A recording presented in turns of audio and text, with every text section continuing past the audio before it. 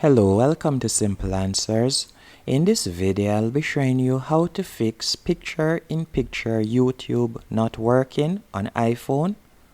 First, you will need to go into App Store. And from here, I would recommend that you download the Brave browser, as the Brave browser is the one that works the smoothest when it comes to YouTube picture-in-picture mode. Once you have downloaded it, all you'll have to do is tap on open and you'll be led to this page and you'll simply select YouTube, and from here you can tap on your profile in the top right hand corner and you can sign in if you like, or you can continue browsing in incognito mode as you can see right here.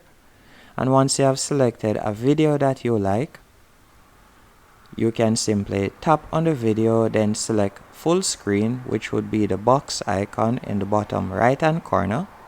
And from here you can simply tap on home and you will realize that the picture-in-picture mode is working smoothly. And when it comes to picture-in-picture mode, it works best with the Brave browser, I've gotten to realize. Hope you found this video helpful and informative. If you did, be sure to hit the like button and subscribe.